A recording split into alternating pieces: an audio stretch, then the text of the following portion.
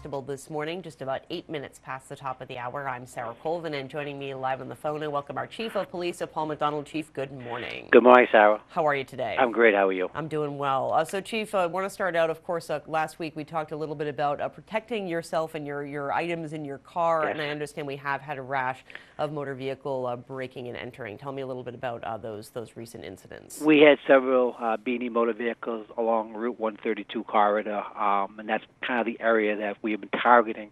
About 2:30 in the morning, a couple of cruisers were in the area of Bursar's Way and Route 132. They saw two females acting suspiciously. When they saw the cruiser approaching them, they ran back to their vehicle and tried to flee the area, and they were subsequently stopped. When they interviewed the two females and they looked in their car, they found a whole cache of what appeared to be stolen property from several different vehicles in the area, from the motel and from the neighboring condominium unit. In the course of the investigation, they were able to identify at least 7 vehicles that were broken into. A lot of the gifts had been removed and stolen. But there still is we still have a whole bunch of stolen items that we have not been able to identify. So we do expect that number to increase dramatically. But so far, the two, one Santa Croft, age 18, and the other was a 17-year-old juvenile. They've both been charged with 7 counts of Beanie motor vehicle. But we do expect that to increase to probably around 12 or 14 of Beanie motor vehicles. Absolutely, and of course, again, it's so important to remind everyone that if you're running around doing some last-minute holiday shopping, I don't know anybody who's doing that.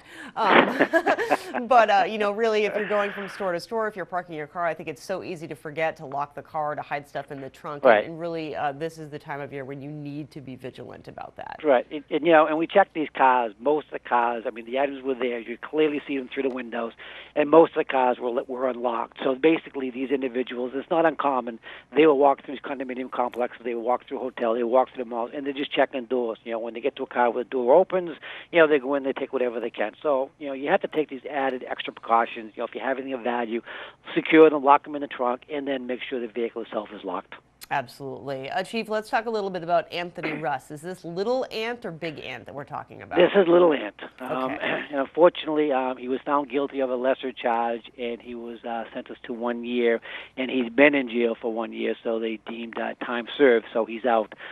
We arrested Anthony Russ numerous times. He still has 2 major cases pending. I believe there's a pretrial conference coming up next month or in February for another charge of possession of Class B with intent to distribute.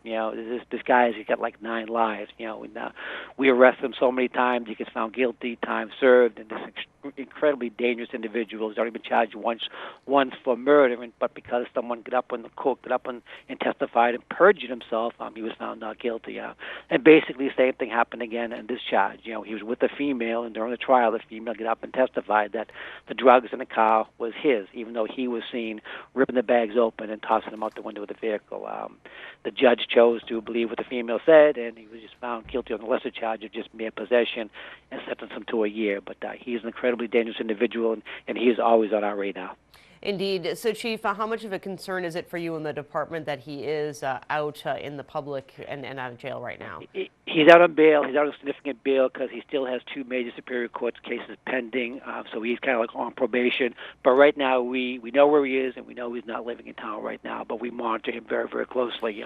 That's part of the job that the street crime unit is tasked for. So any time a known criminal like that comes back into town, their job is to be right on top of them. Absolutely. Chief, let's talk a little bit about the vigil last night on the Village Green. Of course, the solstice, the longest night of the year, and that is the time in which, the community remembers the homeless people that have been lost in the past year. This was the 10th annual one. I was there. A couple of other police officers were there from the Community Impact Unit. We were there at Town Green, and then we went with them over to the Federated Church.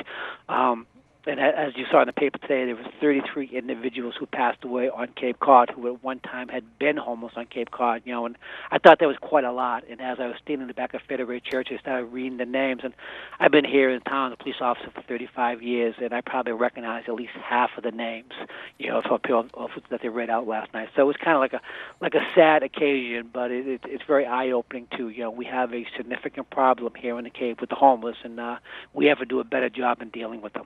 Absolutely, and making sure that there is places for them to get care, and for those that the chronic homeless and the ones that are living out in the woods, certainly I think those are the most at risk for exposure, especially this time of year. And again, that's why you work with the DPW and the Sheriff's Department to clean up some of those camps, as you did last week. Right, we took down 6 camps. Last Thursday, we met with everybody who was staying in the camps. We got them to the social services, or we got them into the shelters, so they're all set. They're in good hands. But probably one of the biggest thing, the most positive thing going is there's a group of people getting together, as you know, to move the shelter. And the idea of moving the shelter is not only better for our hands, but it's also going to provide a much, much better service for the clients who visit NOAA, because all those services are going to be incorporated right into the newer shelter. So, and that's what they need. These individuals, somebody really has to take care of these individuals. Absolutely. Chief, anything else of note over the week, and anything that your department is doing as we head towards the big holiday this weekend, and then, of course, New Year's Eve the week after that? Right. No, we'll get ready. Christmas holidays, it should be relatively quiet next weekend, and we'll pick up, obviously, New Year's. We'll have extra patrols out, traffic units out there for impaired driving, but that's about it for this week. So I wish you and yours a Merry Christmas. Great, Chief. Thank you so much, and likewise to you and your family, Merry Christmas. Take care. Thank you so much. Bye-bye. Chief of Police Paul MacDonald joining us as he does every Tuesday here on Barnstable This Morning. Up next, our community profile with John Reed.